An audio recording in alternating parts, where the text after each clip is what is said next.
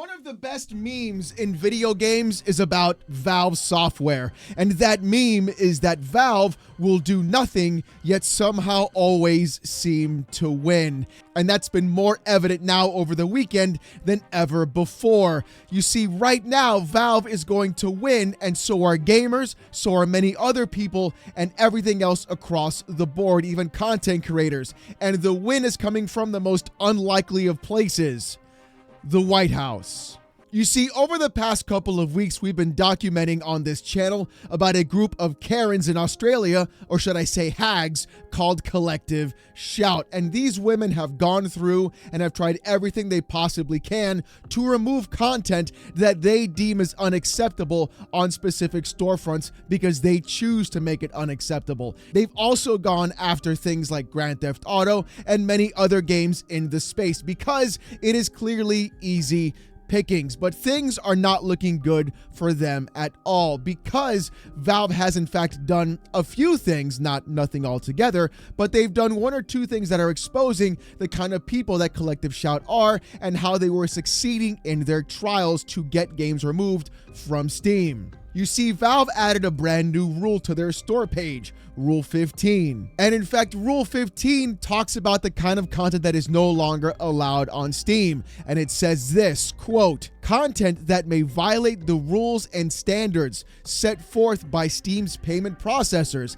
and related card networks and banks or internet network providers, in particular, certain kinds of adult content." You see, the crazy part of that new rule for Valve means it wasn't just them that were impacted. Payment processors were reaching out to actual banks to go ahead and stop games from being sold because they felt it was going against their rules and regulations. Itch.io had to delist every single NSFW game that was listed on their store, and on top of that, they are now looking for a brand new payment processor because they want to relist those games back for sale. In addition to that as well, they have also begun to relist any NSFW game that was free of purchase. Now, how did all of this come about? Well, it turns out, like we said before, that group of hags from Collective Shout decided to go ahead and take credit for what was going on. In fact, on their own website, they posted this: "In response to false claims and misinformation about our campaign, we're setting the record straight. Some have asked why we involved payment processors, and others have claimed we are responsible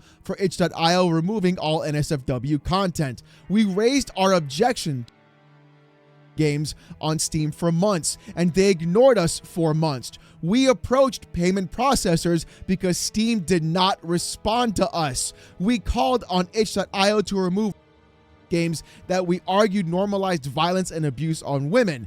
Itch.io made the decision to remove all NSFW content. Our objections were to content that involves violence of women." You see, they are literally going through and taking credit for what they did. There was a massive weak link in the chain of what was going on between you and the content that you want to consume that is in fact legal. And that weak link in the chain is payment processors. And according to an interview with Kotaku, Valve also said this: "MasterCard did not communicate with Valve directly, despite our request to do so." Valve's statement sent over via email to Kotaku reads, "MasterCard communicated with payment processors and their acquiring banks. Payment processors communicated with Valve, and we replied by outlining Steam's policy since 2018 of attempting to distribute games that are legal for distribution.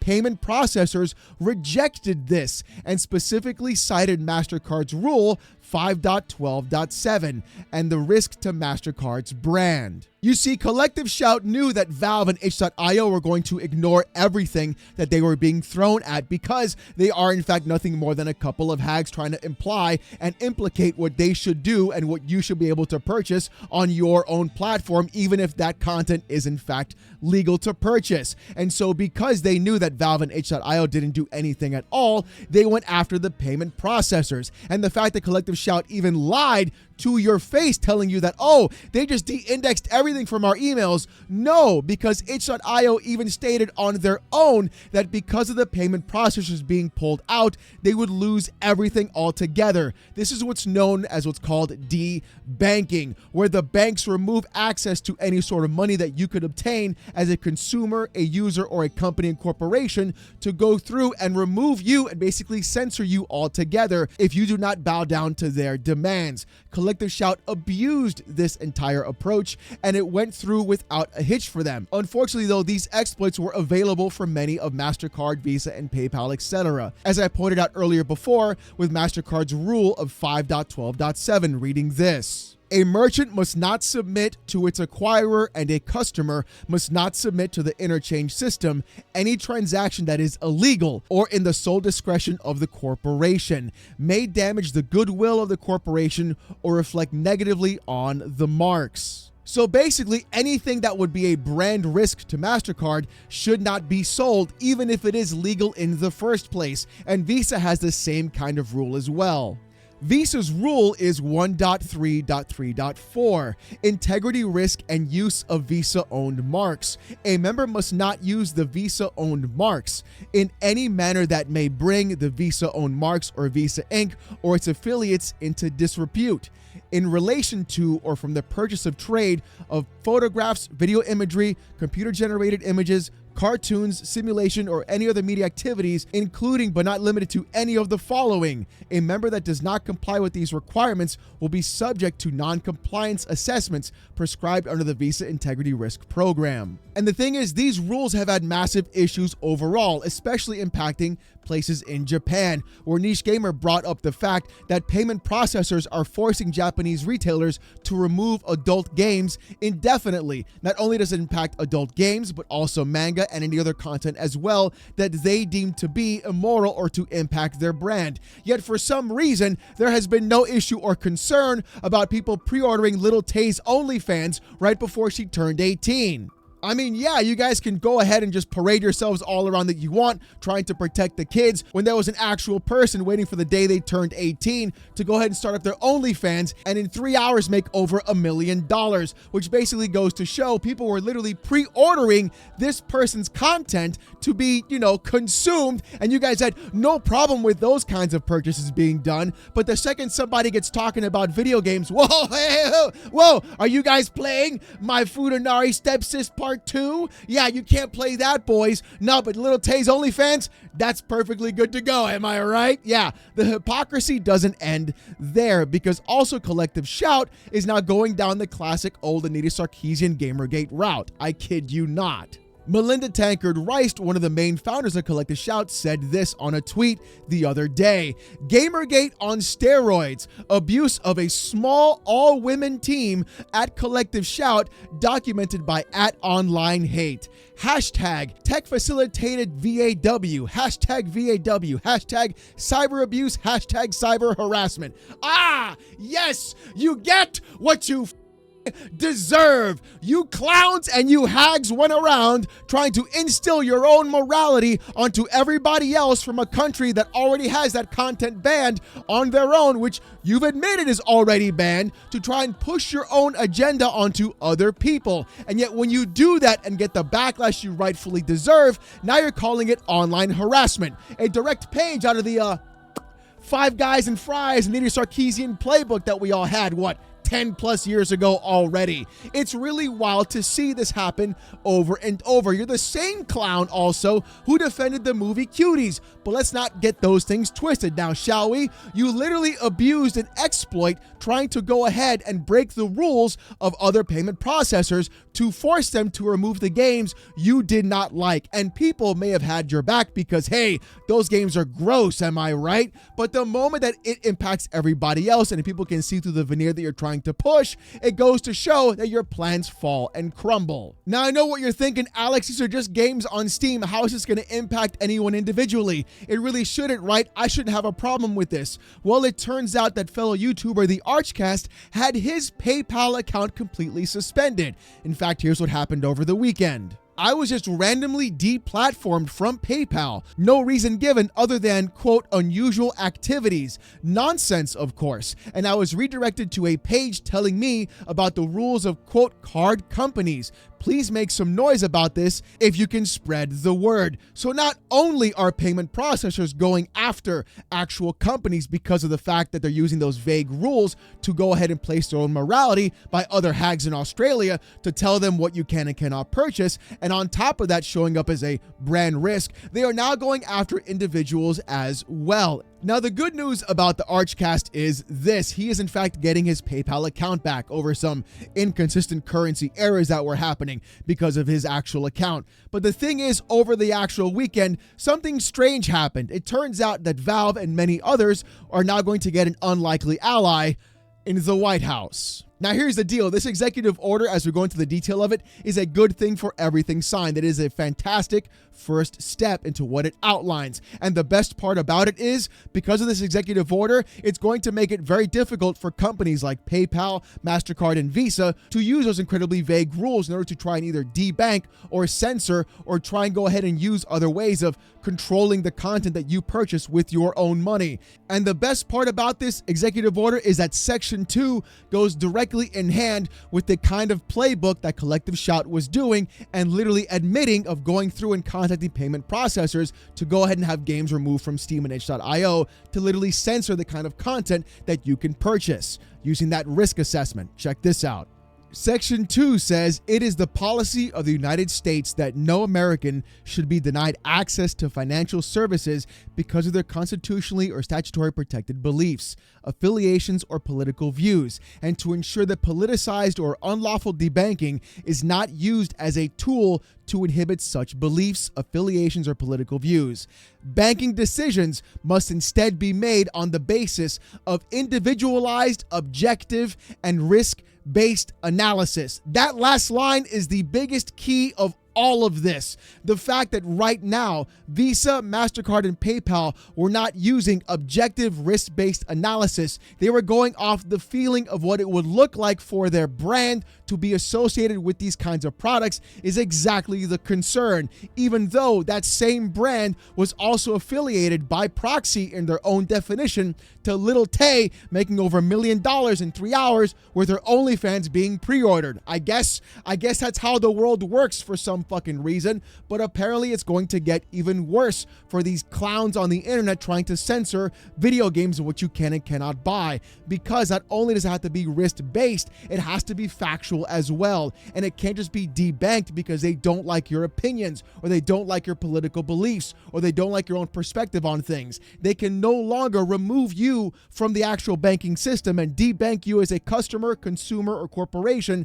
because they don't like the things you say or they don't like the things you do as long as they are legal. But it gets even better because in another section, the executive order says this: within 120 days of the date of this order, each federal banking regulator shall conduct a review to identify financial institutions subject to its jurisdiction that have had any past or current formal or informal policies or practices that require, encourage, or otherwise influence such financial institutions to engage in politicized or unlawful debanking and to take appropriate remedial action to the extent authorized and consistent with applicable law, including levying fines, issuing consent decrees, or imposing other disciplinary measures against any financial institution subject to the jurisdiction of the federal banking regulator that such federal banking regulator finds has engaged in politicized or unlawful debanking that violates the applicable law. This is huge. This basically says that if any bank or payment processor has been applicable or has done any form of debanking using their vague rules before and has not provided any actual risk assessment, they will be fined and hit with many other things as well. So this means the weak link that people were trying to use, like Collective Shout, in order to censor video games, to censor games that you could purchase legally on Steam and itch.io, can no longer be used. Now, this this is not going to be a direct law right now. This is merely the first step, but this does throw a wrench into the weakest link of them all. And the fact that these payment processors have been caught working with the government, I kid you not. They were literally working with the federal government to determine whether or not you were buying products at Bass Pro Shops or Cabela's and flag you as a conservative because you bought a product at a store, and then put you on a list to be monitored. I kid you not. It's in the first section of this executive order. So regardless of whatever side of the aisle you're on, you do not want these payment processors monitoring your purchases and then at the same time giving those purchases to the federal government to put you on a list. It's 1984 all over again. It's not supposed to be a guide. It's supposed to be a warning. How are we still doing this to this day? Yet the best part about all of this executive order is it is a massive shot across the bow to companies and places like Collective Shout and other people trying to censor video games. And Valve, of course, doing nothing and winning. That is the best part, having the craziest unlikely ally in all of the situation, and the fact that this is going through and the timing of this could not be any better at all, because this executive order, regardless of who sits in office or whatever side of the aisle you're on, only benefits you as a consumer, gamer, and customer, because now they cannot determine what you can and cannot purchase, regardless of whose side is there or what they feel is right or not, and they cannot impose their own moral beliefs onto you as a consumer. These companies, corporations, these hags in Australia, all these other people should not have access to what you can and cannot legally purchase in the good old US of America, baby, with your own money, simply because they feel it is immoral for you to buy, and then use that pressure on the payment processors, who are really nothing more than just, let's admit it, they're just vampires sucking money out of you and literally abusing you as a credit company and payment processor, because they're just taking money out of your pocket and just screwing you over consistently. They're nothing but just vampires and leeches, if you ask me, going around and doing these kinds of behaviors, and then them imposing their beliefs onto you as well, because you're a brand risk, or getting debanked like the Archcast because you said something mean on YouTube or Twitter. That is exactly what we want to avoid, is the fact that whoever's there or whatever you feel, you can have the ability to freely say that. But the fact that this all occurred in merely a couple of days after the 2 weeks we've seen of this insanity truly is the best part of all, because now it just goes to show that Collective Shout can no longer go ahead and shout down payment processors. And the thing is, if it wasn't for this executive order being signed, a lot of other worse things would happen. Who's to say that Collective Shout wouldn't go after Grand Theft Auto 6? The fact that they've already been after GTA 5 as well basically proves it. But the thing is, these companies, these payment processors have too much control over what you can and cannot say, what you can and cannot do, and it is a massive issue overall and should be in fact regulated and brought down and brought back in line with the fact that right now they have control of your money and what you can buy. And the crazier part is people have been like, yeah, get rid of those Gooner games on Steam, you guys. But when it comes after a game that you like, that you want, then it becomes a problem. And you're asking, oh God, Alex, what do I do now? Well, apparently it's too late. It's too late. It's too late by then. But you see, this isn't the first W that we have to take as gamers. There's another W that we have to win. That's against the UK, who are trying to go through and implement Real ID for basically everything. Xbox is caving to it. They're going to be the first ones where you're going to need your ID and be giving it to them to go ahead and play your games online and have voice chat. Discord is already doing that. Twitter may in fact be next. And the fact that these things are impacting our culture, our gaming space, is going to be a massive issue. And you can bet your sweet Bippy, I'm going to be here to help call all that bullshit out. But for now, it looks like Collective Shout has finally had itself shouted down into remission, because clearly this is going to be one of the biggest blows against their initiative trying to censor video games in the space. And it turns out that Valve's motto of do nothing and win is still in effect. Well, ladies and gentlemen, let me know what you guys think about this in the comments section down below. Do you agree with this? Do you disagree with this? I want to hear what you guys have to say. If you want to see more of this kind of content, more PC port reviews, gaming news, Steam Deck videos, fanboy content, my hot takes in the gaming industry, and more, subscribe to the channel. We're on our way to 90,000 subs. And I just want to say, you guys, thank you guys so very much. It really just means it's insane. And I just want to say thank you guys for everything. I really do. You guys are nuts, and I couldn't be. I'm probably one of the luckiest YouTubers on the face of the earth. I'm just being completely honest. But if you still want more stuff like Discord access or emotes and live streams, become a YouTube member. It's as low as $1. If you don't want to spend the buck, though, don't sweat it. Saturday nights, 8:45 p.m. Eastern. Come on down to the live stream. Trust me, you don't want to miss it. It's insane, as about 1,000 people insult me with AITTS for about 5 hours. It's a hell of a show every Saturday night, 8:45 p.m. Eastern. I guarantee it. With all that being said, though, thank you guys so much for watching. Hope you have a great one, and I'll see you gooners next time. Peace!